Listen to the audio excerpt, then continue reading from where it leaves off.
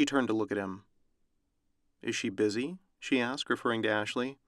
Yeah, she is." "Great," Emmy said, "because there's something I want you to see, but don't think you can take this from me. If you try, you won't like what happens." "Emmy," he said in a resigned voice, "in case you're still having doubts, I'm on your side, okay?" "You know, Caleb," she said, "it's really not so easy to trust you and not have any doubts about you in case you didn't know." He took a deep breath. "I don't want to marry her, okay?" Emmy raised an eyebrow. "Yeah, and why not? And why are you having this party?" "I don't know her, Amelia," he answered. "When she wants something, she makes sure that she gets it, no matter what the cost. Last night she threatened to kill herself if this party didn't happen. How do you think I felt about that? And don't even ask me about not going to the police. You have your reasons. I have mine, too. It's just too complicated. I don't even know if it's worth the risk.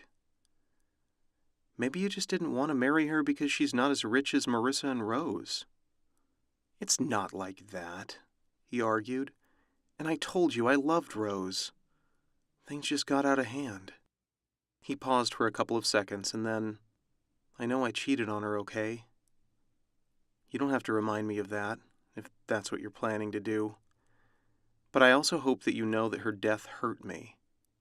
I have my weaknesses, and yes, that's not an excuse. I'm ambitious, but it's hard not to be when my parents have pushed me for so long." He took a deep breath. "I've made my mistakes, and I'm currently paying for them, but I don't want to marry her." "Or maybe you found someone else then?" "No," he said. "Emmy." He took a deep breath. "I'm not asking you to believe me, but at least give me a chance."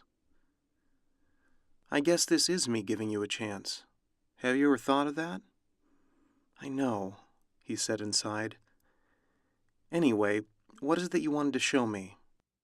"This," she said, reached for the bracelet in her purse and showed it to Caleb.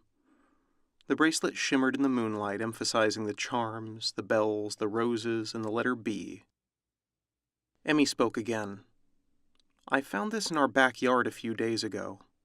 There was a note with it that said I should take care of my daughter or else something might happen to her. Funny thing is that when your fiancé gave me the invitation for tonight, I noticed that she was wearing the same bracelet."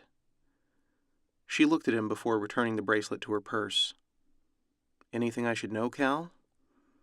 That looks familiar to me, except it's also different."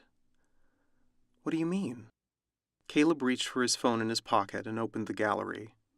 "Here," he told Emmy, and she approached him to see what was on his phone. Then he zoomed in on a photo of Ashley, only in her underwear. What is the point of—" "Shh," Caleb said, and Emmy realized that he was zooming in on her wrist. There was the same bracelet that Emmy saw, and she also noticed that instead of B, the charm had a letter A on it. Emmy then looked at Caleb, confused. "Wait," she said. "Are you saying that there is someone else with the same bracelet? Did you give this to her? Did you give this to any other girl?" "No," he said. "She had that with her since I met her," he said. "I really don't know what's going on, Emmy," he said. "But I feel like someone's trying to set me up. Why would someone want to do that?" "I don't know," he said. Suddenly Emmy remembered her vision. She remembered how someone gave those bracelets to Ashley and another girl. But who could they be, and what is the point of doing all this? "Someone else has the same bracelet," she said. "And we have to figure out who it is. If this someone is trying to frame you and trying to hurt me and my family, he or she must be dangerous. You need to tell me everything, Cal." "I will," he said. "Let's meet tomorrow.